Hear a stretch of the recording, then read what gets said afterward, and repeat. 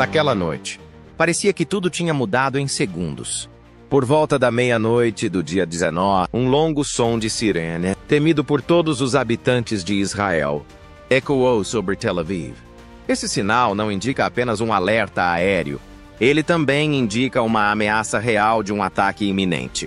Assustados, as pessoas saíram correndo de suas casas, levando crianças, animais, documentos e água. Muitas pessoas nem tiveram tempo de se vestir para chegar ao abrigo mais próximo. Nos últimos meses, essa foi a 19ª onda de ataques iranianos. A mais poderosa, a mais confiável, a mais terrível. Apesar de todo o poder tecnológico e apoio internacional, Israel voltou a estar em apuros. O Irã utilizou um sistema aperfeiçoado de orientação de mísseis balísticos para lançar um ataque maciço. Desta vez, o sistema de defesa Cúpula de Ferro não conseguiu defender completamente, pois alguns projéteis romperam e atingiram a área, causando explosões que destruíram casas e corações. O centro e o sul do país foram atingidos, incluindo as áreas de Tel Aviv, Ashdod e até Beersheba. Tel Aviv, que é sempre animada, vibrante e moderna, transformou-se num local de pânico. Os idosos entraram em pânico e procuraram escadas para se protegerem da onda de choque. Mães jovens, com os seus filhos nos braços, caíam, levantavam-se e corriam repetidamente. Algumas pessoas lembraram-se de que, em maio, quando ocorreu o ataque anterior, se esconderam nos mesmos estacionamentos subterrâneos. Carros avançavam lentamente pelas ruas da cidade, criando uma sensação de assassinato noturno. As pessoas tentavam não entrar em pânico, mas seus rostos estavam sombrios e distantes. Um sinal típico de uma sociedade que sofre de estresse constante. Os sistemas de emergência em Tel Aviv continuaram a funcionar sem interrupção. As mensagens: protejam-se imediatamente e dirijam-se ao abrigo mais próximo, apareciam nos ecrãs dos telemóveis.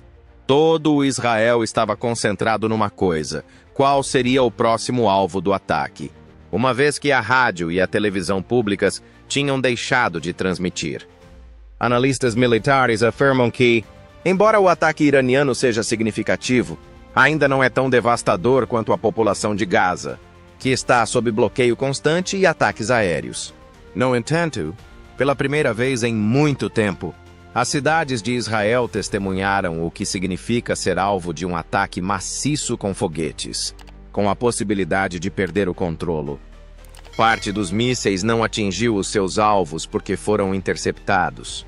No entanto, os danos continuam a ser significativos. Várias casas foram danificadas. Há relatos de destruição em áreas industriais e dezenas de feridos, entre os quais crianças. Embora as autoridades ainda não tenham divulgado o número exato de mortos, a ambulância israelita Magen David Adom informa que pelo menos 100 pessoas foram hospitalizadas com ferimentos diversos. Há uma tensão especial nas famílias com crianças pequenas. David Cohen, morador do centro de Tel Aviv, relata: "O meu filho de 5 anos estremece com qualquer barulho e não consegue dormir. Todas as noites, preparamo-lo para fugir para um abrigo. Isto não é vida, é uma espera pelo pior." Informações sobre a situação em Israel já estão a ser divulgadas por organizações internacionais. A Organização das Nações Unidas fez uma breve declaração pedindo que ambos os lados cessem a guerra. Mas, em condições de escalada entre forças regionais tão poderosas como o Irã e Israel, apelos como este raramente surtem efeito. Jornalistas da Reuters e da Al Jazeera relatam que este ataque foi preparado com antecedência e pode ter sido uma resposta aos recentes ataques israelitas contra alvos no Iraque e na Síria, que, na sua opinião, estão ligados às forças militares do Irã. Analistas militares de Teherã confirmaram essa afirmação, enfatizando que o ataque foi um sinal de que a paciência acabou. Gradualmente, a noite em Tel Aviv se transformou em uma manhã agitada. Ao amanhecer, muitas pessoas voltaram para casa para verificar o que tinha sobrevivido e o que tinha sido destruído. No entanto, elas sofrerão traumas psicológicos por um longo período. Centenas de milhares de famílias já enfrentaram o 19º ataque. Além disso, ninguém sabe quando será o 20º. As cidades estrategicamente importantes de Israel, Ashdod e Beersheba, estão mais próximas da fronteira sul. Foram elas que se tornaram o segundo alvo dos ataques com mísseis iranianos após o bombardeio de Tel Aviv. Mas, ao contrário do pânico na capital, aqui a evacuação há muito se tornou uma prática cotidiana. No entanto, a escala da ameaça nesta noite foi tão grande que, pela primeira vez em muito tempo, as autoridades ordenaram a evacuação total da população, não de bairros específicos, mas de toda a cidade. Em regime de emergência, autocarros estatais começaram a circular pelas ruas, recolhendo famílias, idosos e estudantes. Os destinos ficam no norte do país e servem como centros de acolhimento temporários. A polícia bloqueou as estradas de saída para criar um corredor verde para o resgate das pessoas. Por fora, tudo parecia um filme. Paisagem noturna, luzes de carros, pressa, pessoas com mochilas e apreensão. Foi um doloroso regresso ao passado para os idosos israelitas que sobreviveram a várias campanhas militares. É como um pesadelo que se repete vezes sem conta, diz Rachel Levi, 68 anos, residente em Ashdod. Ela segura um saco com medicamentos e uma pequena imagem religiosa. Não nos resta mais nada. Apenas a esperança de que a nossa casa ainda estará de pé quando voltarmos. As famílias com crianças comportaram-se como todas as outras famílias. Prepararam antecipadamente malas de emergência, distribuíram claramente as tarefas e sabiam onde ficava o abrigo mais próximo. Os israelitas estão habituados a que todas as janelas e estradas possam ser bloqueadas. Este sistema de mobilização da população civil a nível nacional é o resultado de décadas de existência em perigo constante. No entanto, cada novo ataque deixa marcas. Os serviços de defesa civil colaboraram. Voluntários distribuíram água e psicólogos aconselharam as crianças. Pessoas vestidas com coletes amarelos encaminharam as pessoas para as rotas de evacuação corretas. No entanto, surgiram divergências, em lágrimas. Uma mulher exigia que o seu cão fosse levado para um abrigo superlotado, enquanto um homem se recusava a levar o seu cão para o autocarro. As pessoas sentem-se particularmente vulneráveis durante situações de emergência. Os locais mais afetados foram aqueles onde não havia abrigos estabelecidos. Nos subúrbios, as pessoas se refugiaram em casas de banho, debaixo de escadas e em caves de casas antigas. Algumas delas filmaram o que estava a acontecer com os seus telemóveis, o que levou à divulgação de fotos nas redes sociais e a reportagens da CNN e da BBC. Os sons das sirenes, explosões altas e gritos de crianças foram documentados. Os abrigos temporários começaram a receber alimentos e medicamentos de organizações humanitárias, como a local Zikron Menachem e a Cruz Vermelha. Ainda não se sabe quando os moradores poderão voltar para casa. Em seu comunicado, o ministro da Segurança Interna de Israel enfatizou: a segurança dos cidadãos é a prioridade número 1. Ninguém será levado de volta, até que a situação esteja totalmente estabilizada. Em meio à evacuação em massa, surgiram rumores nas redes sociais de que Haifa, a terceira maior cidade de Israel, com inúmeras instalações industriais, poderia ser o próximo alvo. Embora essas informações não tenham sido confirmadas oficialmente, elas causaram ainda mais medo. Em Haifa, começaram compras em massa de água, combustível e medicamentos.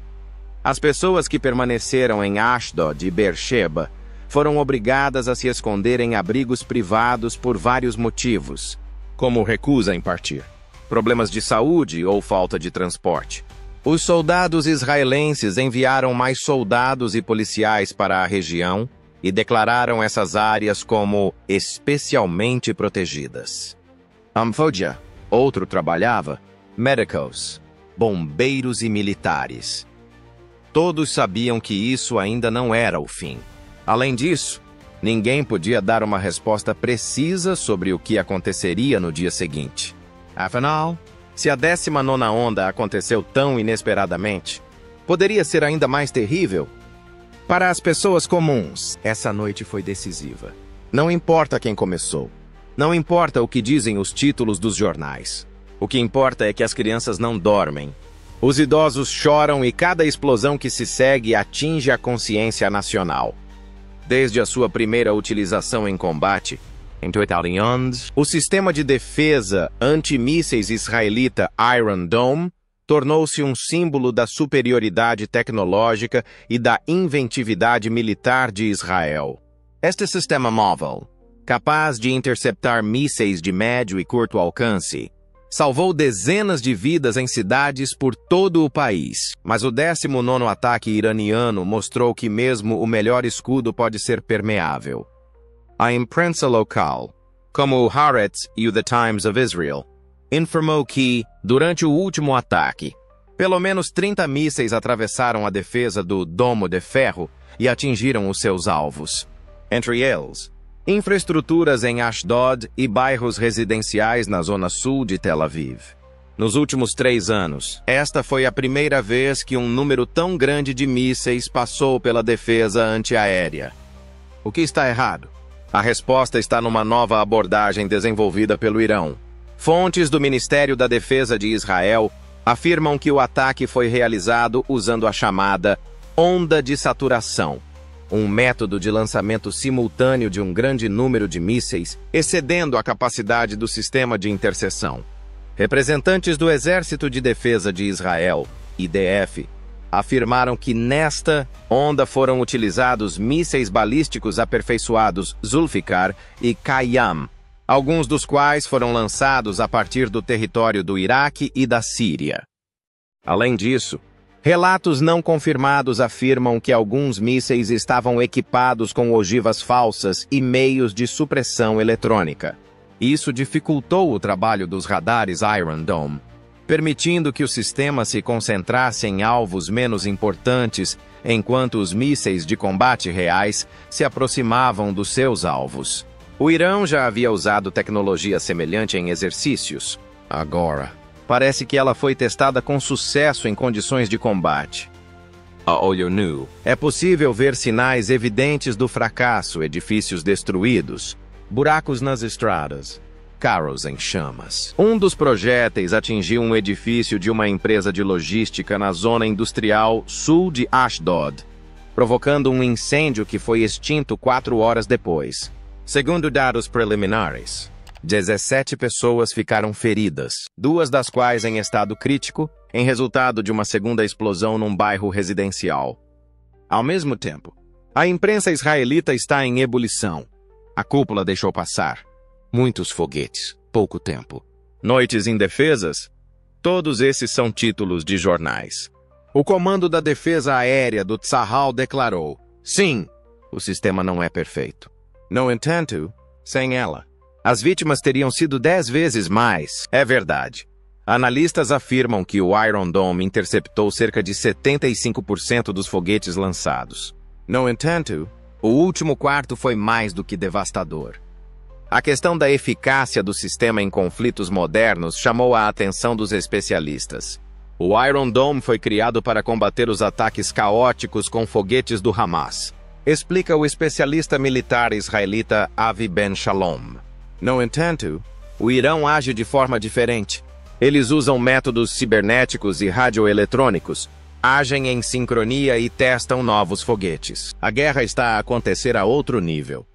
Israel deve escolher entre modernizar os seus sistemas de defesa antiaérea atuais e aumentar a sua densidade, o que exigirá investimentos significativos, ou desenvolver uma nova estratégia de defesa ativa, que pode incluir ataques às fontes de ameaças antes do seu lançamento. O último pode causar um agravamento do conflito e uma deterioração da situação na região. Além disso, vale a pena notar que o sistema Iron Dome custa entre 50 mil e 100 mil dólares por cada mísseis interceptado. Os mísseis inimigos podem ser 10 vezes mais baratos. Isto causa problemas financeiros adicionais. Sem apoio internacional e recursos adicionais, Israel simplesmente não poderá continuar a interceptar os ataques. Neste momento, As sirenes voltam a soar nas cidades. As pessoas confiam cada vez mais na sua própria preparação e instinto de sobrevivência, em vez da proteção do Estado. Antes rezávamos para o domo, disse um morador de Ashkelon. Agora, ficamos apenas a observar o céu e a esperar que o próximo míssil não atinja a nossa família. Esta crise colocou um ponto final no sistema de segurança israelita. Todos, desde políticos a militares, compreenderam que esta noite destruiu a sua antiga confiança na infalibilidade do Iron Dome. Além disso, o próximo ataque pode ser ainda mais devastador se não for feita uma revisão imediata dos métodos. Imediatamente após o ataque, o primeiro-ministro de Israel, Benjamin Netanyahu, fez uma declaração breve, mas emocionada. Ele chamou os acontecimentos da noite de ato de agressão ao qual Israel dará uma resposta imediata e decisiva. E também enfatizou que o nosso exército está preparado para todos os cenários. Apesar do tom calmo, as palavras de Netanyahu revelavam uma inquietação interna. O ataque a Tel Aviv, Ashdod e Beersheba representava uma humilhação militar que o governo não podia deixar sem resposta. Às 3 da manhã, começou a reunião do Conselho de Segurança Nacional. Segundo o Canal 12, a conversa foi sobre um ataque cibernético imediato a alvos iranianos, como sistemas de defesa aérea, fábricas de mísseis e armazéns da Guarda Revolucionária Islâmica. Ao mesmo tempo, foram consideradas opções de retaliar com mísseis contra alvos militares no Iraque e na Síria, de onde se supõe que os mísseis foram lançados. Israel está em estado de alerta total, afirmou o ministro da Defesa, Yoav Gallant. Não permitiremos que o Irão dite as suas próprias regras. A resposta será dolorosa. O exército começou a mobilizar reservistas e baterias adicionais de defesa antiaérea, como o Praça de Davi e o Arrow 3. Foram enviadas para áreas próximas à linha de frente. No entanto, existe uma divisão dentro da liderança israelita. O ministro das Relações Exteriores, Israel Katz, expressou receio de que um contra-ataque possa desencadear uma guerra em grande escala, na qual o Hamas, os Houthis do Iêmen e o Líbano seriam envolvidos. Ele propôs pressionar Teherã por meio de canais diplomáticos, através dos mísseis e da França. A oposição está a aproveitar o momento para criticar Yair Lapid, ex-primeiro-ministro e líder do partido Yesh Atid. Afirmou que o governo não avaliou suficientemente as ameaças que o Irão representa. Há muitos anos que sabemos que o Irão se está a preparar. Por que não preparamos defesas adicionais? Numa entrevista à Walla News, ele afirmou: por que é que reagimos sempre em vez de prevenir? A sociedade também espera uma resposta. Tel Aviv. Na Praça Rabin, houve uma manifestação espontânea. Várias centenas de pessoas com cartazes "Onde está a nossa segurança?" e bandeiras israelitas exigiram uma resposta militar. As hashtags Protejam as crianças e resposta imediata estão a tornar-se cada vez mais populares nas redes sociais. Cansados da ansiedade e dos abrigos antiaéreos, os israelitas exigem segurança. No entanto, a comunidade internacional pede cautela. Estamos profundamente preocupados com o aumento da tensão e apelamos a ambas as partes para que cessem imediatamente os ataques, afirmou o secretário-geral da ONU, António Guterres. Declarações semelhantes foram feitas pela UE, pela Rússia e pelo Departamento de Estado do ISIL. Numa conversa telefônica com Netanyahu, o presidente francês Macron expressou o seu apoio, mas também insistiu na manutenção da estabilidade. No entanto, a porta fechada. Sente-se que a situação na região está a aproximar-se de uma catástrofe. Cada vez que surgem novos mísseis, falhas no domo de ferro e declarações nas redes sociais, aumenta a probabilidade de um conflito aberto entre os dois países, que possuem armas de alta tecnologia e a sua influência nos regimes vizinhos. É interessante notar que, nas últimas 24 horas, não houve nenhuma declaração importante em Teherã. O serviço de imprensa do IRGC apenas confirmou secamente o alcance do objetivo estratégico por meio de um ataque pontual, enquanto os líderes espirituais mais importantes permaneceram em silêncio. Isso pode indicar o fim da missão ou, o que é mais perigoso, a preparação para a próxima fase do conflito. Nesse momento, Israel iniciou relações diplomáticas com os DEO. O Casa Branca foi informado sobre a possibilidade de um pequeno ataque aéreo contra alvos no Irã, mas não deu autorização oficial. De acordo com informações privilegiadas, o conselheiro de Segurança Nacional dos Pussy DEO, Jake Sullivan, expressou profunda preocupação com a possibilidade de escalada e exortou Jerusalém a uma resposta proporcional. Assim, o governo de Israel ficou preso entre duas fogueiras. Um deles era as expectativas dos seus cidadãos e a sensação de insegurança, e o outro ameaçava uma guerra em grande escala, que poderia superar tudo o que aconteceu na região desde a Segunda Guerra do Líbano. Ninguém sabe ainda como este enigma político vai acabar. No entanto, as decisões que forem tomadas nas próximas 24 horas podem mudar a situação no Médio Oriente. Enquanto Israel avalia os danos e se prepara para responder, outros jogam o seu próprio jogo, político, militar e propagandístico. Ao amanhecer, em Teherão, foi realizada uma conferência de imprensa fechada, na qual um alto representante do Corpo da Guarda Revolucionária Islâmica, IRGC, declarou sucintamente: "Nós avisamos." Nós respondemos: "Não estamos preocupados com as consequências." Em pouco tempo, a frase passou a ser citada na mídia árabe e iraniana, como a Press TV e a Al Mayadeen. O Irão afirma que o ataque foi uma resposta direta a uma série de recentes ataques aéreos israelenses contra alvos iranianos no Iraque e na Síria, entre os quais centros de treino de combatentes xiitas e depósitos de armas. Israel afirmou que os ataques foram realizados para impedir que o grupo Hezbollah recebesse armas no Líbano. Outra opinião no Irão é que se trata de uma agressão que exige uma demonstração de força. Numa entrevista à televisão Al-Alam, o especialista da Universidade de Teherão, Ali Akbari, afirmou: "Isto não é um ataque, é uma dissuasão. Israel não é o único país capaz de responder com fogo. Demonstramos que Ashdod e Tel Aviv estão ao alcance de um passo.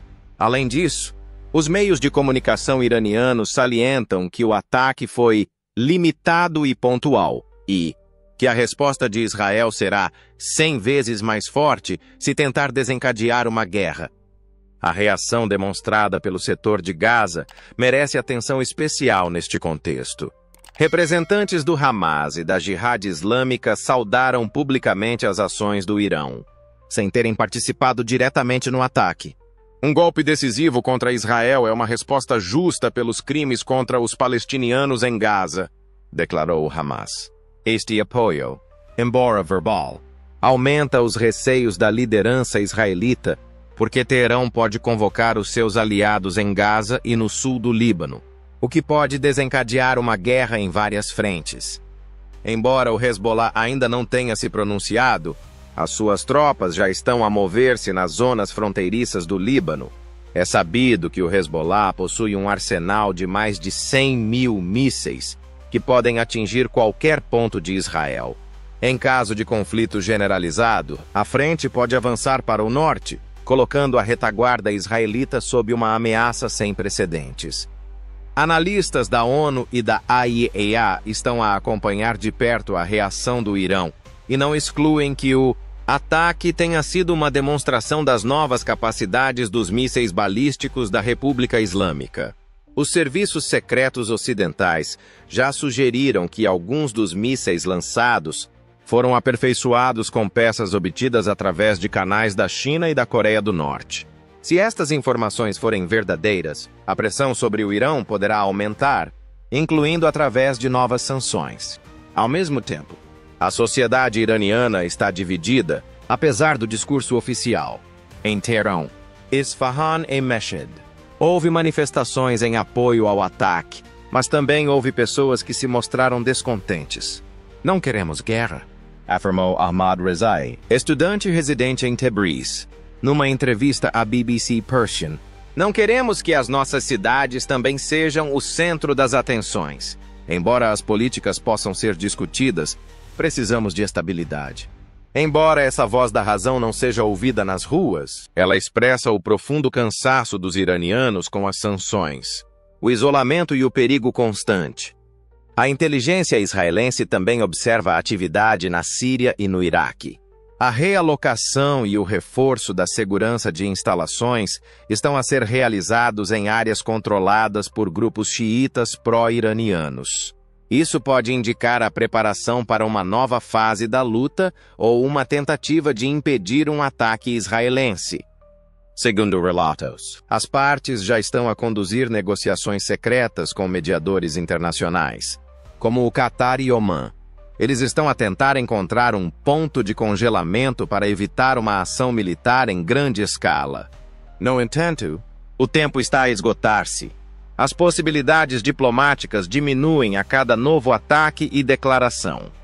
Assim, os pontos de vista de Gaza e Teherão oferecem uma visão mais complexa do conflito. Não se trata apenas de uma reação. Cada peça no tabuleiro de xadrez já está ameaçada. Além disso, se um dos jogadores apostar tudo, a mesa e tudo o que a rodeia serão destruídos. Outra frente, menos visível, mas não menos destrutiva, está além dos mísseis e das sirenes. A economia, a estabilidade humanitária e a segurança dos cidadãos estão em risco. O ataque a Israel provocou uma reação em cadeia em todo o Médio Oriente, além de ter sido um desastre militar. As consequências foram evidentes em apenas um dia. Com uma indústria, infraestrutura e exportação desenvolvidas, a economia israelense é uma das mais avançadas do mundo. No entanto, qualquer ataque destrói as cadeias logísticas, dificulta a produção e assusta os investidores. O Banco Central de Israel informou que o índice de ações TA35 caiu 4,8% em apenas uma noite. Devido a preocupações com a segurança dos passageiros, a Companhia Aérea Nacional El Al cancelou dezenas de voos. As seguradoras internacionais aumentaram os preços das cargas com destino aos portos israelenses, especialmente em Ashdod. O mercado de consumo também está a ser afetado. Lojas nas regiões do sul fecharam. As pessoas estão a comprar água, conservas e medicamentos. Começaram a ocorrer atrasos nas entregas. Caminhões com mercadorias estão parados em zonas de risco e os funcionários se recusam a trabalhar nos turnos da noite. O Ministério da Economia criou rapidamente um grupo de trabalho para tratar de questões relacionadas à alimentação e energia. A escalada levou a um aumento da migração interna, de acordo com o Ministério do Interior de Israel. Nas últimas 24 horas, mais de 60 mil pessoas deixaram o sul e o centro do país para se dirigirem a campos temporários no norte ou para junto dos seus familiares. Isto coloca em risco os serviços sociais e as infraestruturas. As autoridades locais não conseguem lidar com problemas como a falta de vagas nas escolas, clínicas superlotadas e escassez de moradia. No entanto, não é só Israel que está a sentir as consequências. Jordânia, Líbano e Turquia também sofreram uma queda nos seus mercados. As taxas das moedas do Médio Oriente caíram. Os preços do petróleo subiram drasticamente. O preço do petróleo Brent subiu 9% em apenas uma noite, ultrapassando os $98 por barril. Isto está relacionado com os receios quanto à estabilidade do abastecimento e à possibilidade de bloqueio do Golfo Pérsico em caso de conflito direto entre o Irão e Israel. Como resultado, os preços dos combustíveis subiram no Iraque, no Egito e até mesmo nos países do Golfo Pérsico. A situação é igualmente triste na área dos serviços humanitários. Organizações internacionais, como a Cruz Vermelha e o Acnur, começaram a se preparar para uma possível onda de refugiados. A ONU estima que mais de 500 mil pessoas podem fugir de suas casas se o conflito continuar. Crianças, idosos e pessoas com deficiência são os mais vulneráveis. Psicólogos observam um aumento de sintomas pós-traumáticos, como insônia, ataques de pânico e agressividade em adolescentes. O ensino à distância nas escolas só agrava o isolamento social. Do ponto de vista geopolítico, a crise no Médio Oriente está à beira de uma nova fase. Analistas do Instituto Brookings e da Chatham House alertam que toda a ala xiita, desde o Hezbollah até militantes pró-Irão no Iraque e no Iêmen, pode ser envolvida no conflito se Israel retaliar em grande escala.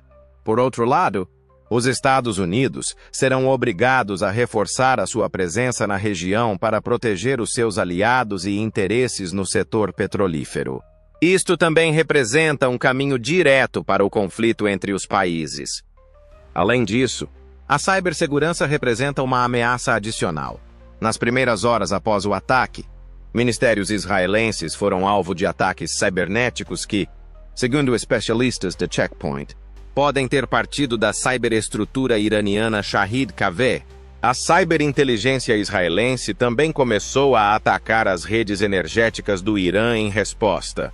Essa guerra cibernética, embora invisível, pode destruir infraestruturas importantes dos dois países. Tudo isso ocorre em um contexto de instabilidade global, incluindo os conflitos na Ucrânia e a instabilidade econômica na China. Mais uma vez, o Médio Oriente está a tornar-se uma zona de incerteza, onde qualquer erro ou decisão tardia pode causar milhares de mortes. Em última análise, o 19º ataque não é apenas destroços e mísseis. É uma onda de caos que atravessou a vida de milhões de pessoas. Além disso, a onda seguinte pode levar a catástrofes militares e civilizacionais, se não for encontrada uma forma de travar este crescimento.